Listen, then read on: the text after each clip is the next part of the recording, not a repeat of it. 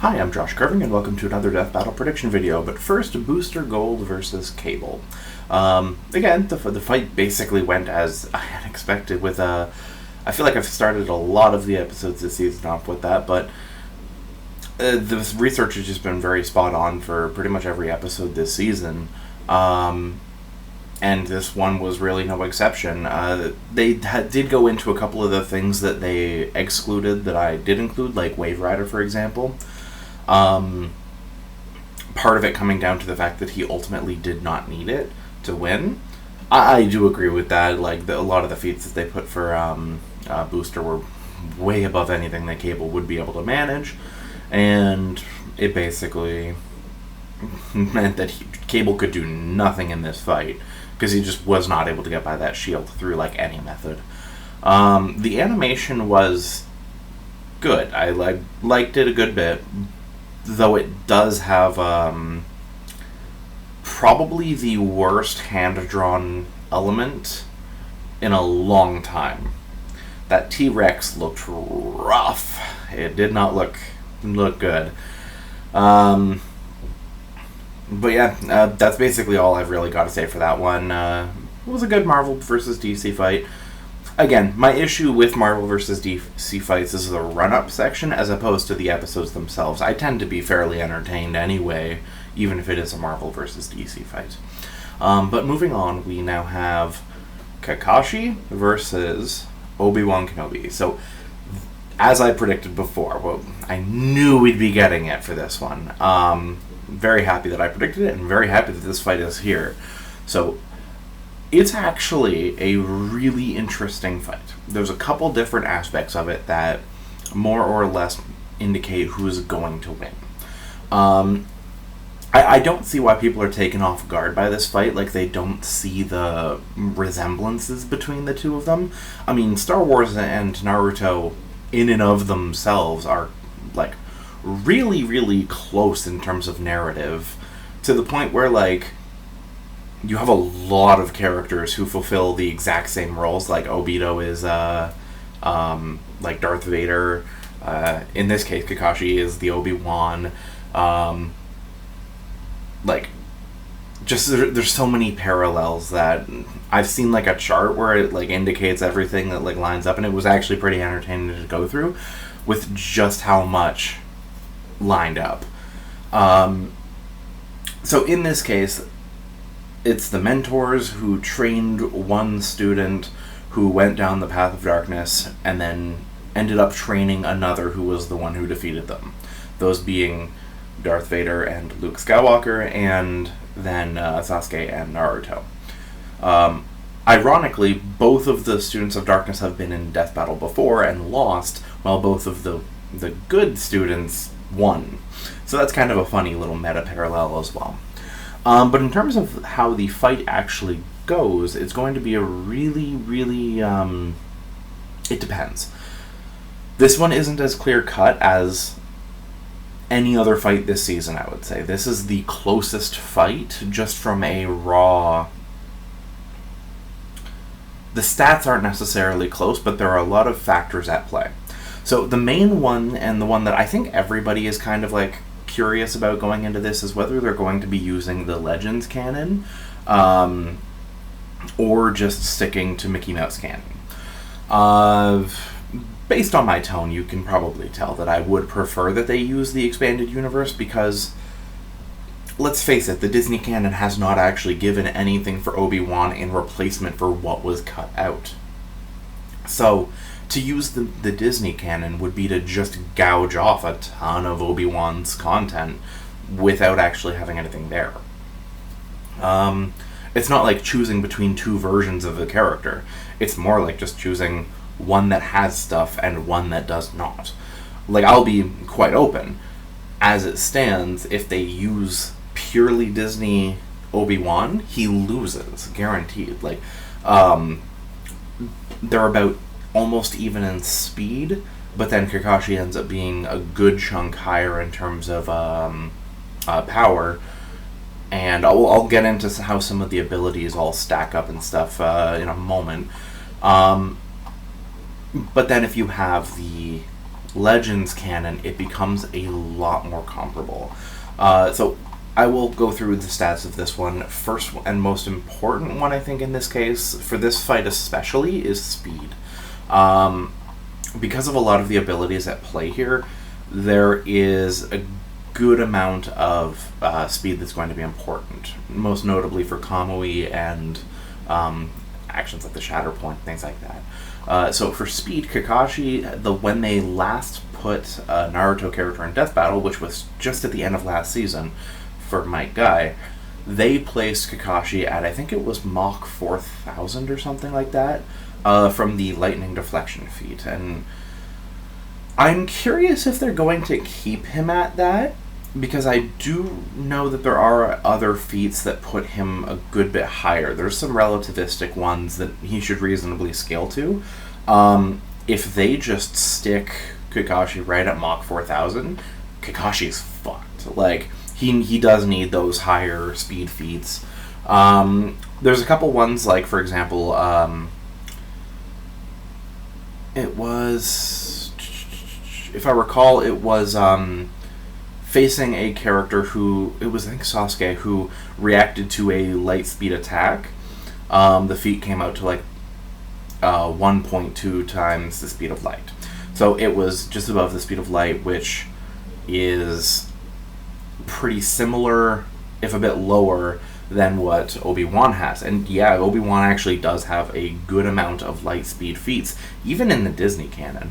In the novelizations for the episode 3, I think it was, there was basically, there's been multiple indications that, one, blasters are actual lasers, like light. 2, droids having nanosecond reaction time. And there were several times in which Obi-Wan could, like, from the front, kill a droid, or I believe it was also a Magna Soldier, I think they're called. And so he managed to outspeed one before Magna Guard, that's what it was. Managed to outspeed them before they could even react, and with their computers running at nanosecond reaction times, that is a faster than light feat. And I believe it came out to about like 3 times the speed of light. So you have that, and then you also have other feats that kind of put him around that level as well for consistency. So you do end up with a situation where Obi-Wan is a bit faster. Combined with his precog, that will probably be a lot more notable, especially since between the two of them, the precog that Kakashi has is not as good because it relies on seeing and reacting to like things like muscles tensing in preparation and predicting based on that. So that is not necessarily going to be able to help him in all cases, while the force precog does actually it is just straight precog. The way that this might become relevant is something like if Obi-Wan just does that and opens his hand, Kakashi is going to see that he's doing that, but he won't be able to inherently know that the force push that he's doing is making something behind him move. Like, obviously Kakashi is perceptive, he's gonna notice shit like that happening anyway, but that's kind of just an illustration of how Obi-Wan's precog is better than Kakashi's. So then you have strength. This is where it kind of gets a little bit weird in terms of a lot of Star Wars. I believe that a lot of people accept, I'm not sure what my camera's doing there, but a lot of people accept Kakashi to be around the mountain level range due to fighting Obito. So for the most part, it kind of becomes a factor of what you're putting for Obi-Wan. There's a lot of like feats that people are back and forth on. One of the biggest ones is this. It's the infant of.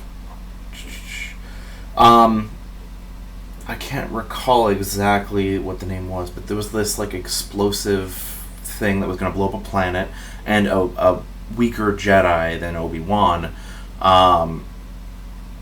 disarmed it it's not exactly clear. People are always kind of back and forth about what exactly happened and how this thing was going to destroy the planet. Some say that it was going to be a chain reaction. Some say that it was just going to outright explode it more instantaneously. The feat is a bit unclear, so I'm not really going to be including it for the most part. Though there are a lot of other feats that kind of put him up to that level. Like, there was a character who basically skipped a moon off of a planet, and that was that would definitely be enough to put down Kakashi either way. And Kakashi has fought other, like, Sith and stuff like that are comparable. Ultimately, this is actually a very, very close one, but the thing that it comes down to is how they're both going to end the fight. Obi Wan has the stats advantage, I think, fairly handily, but there's just one part that's just nagging at the back of my mind, and that's Kamui.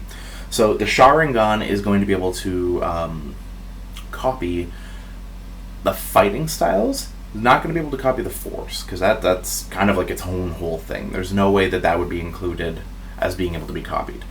But there is an ability for Kakashi called Kamui, which basically is like a dimensional thing where you can teleport people, parts of people, objects to a separate dimension. If Kakashi catches him in that, done, right there. Like, that's a BFR. He could just ditch him there for like 2 weeks, and that's the end of the fight. Like, it doesn't matter how durable he is. It doesn't matter what happens. If he catches him with it, the fight's over. It's actually a pretty scary end condition, because it can just ignore so much of the fight. But I think this is where it comes into play with the precog and Obi-Wan's speed advantage. So with the precog, he's going to know it's coming, and with the speed advantage and the precog, he's going to be able to get away from the point that Kakashi is designating for the Kamui to send to the other dimension thing. So to that end, I do think that it's going to go to Obi-Wan, but this is a really close one, and I've kind of gone back and forth as to whether or not I think that Obi-Wan or Kakashi is going to take it. Because it's hard to say when all it takes is just that one ability to just come out in the right way, and he can get them. Especially when you factor in the fact that with clones and all the trickery that Kakashi is really good at, because both of them are somewhat defensive, tricky fighters. They don't tend to fight people head-on,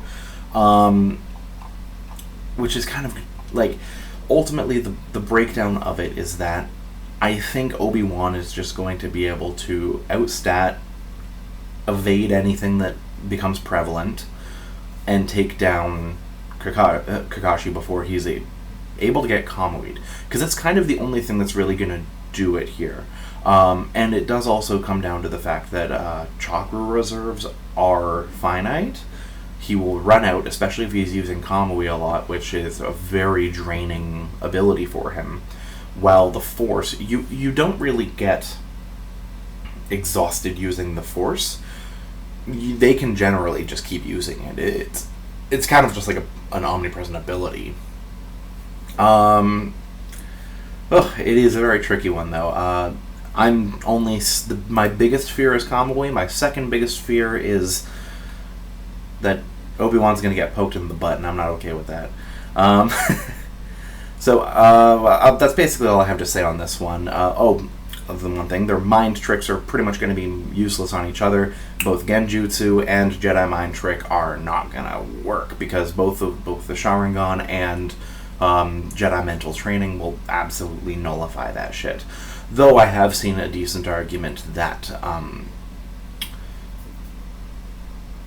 Obi-Wan's mental abilities will actually be able to get through, because of the fact that Kakashi has fallen prey to more powerful illusions and mind control than his own, and Jedi mental abilities have proven to be very powerful, especially in the Legends canon. So there is a possibility that could happen, but as it stands, I think Death Battle's just going to kind of null the two out.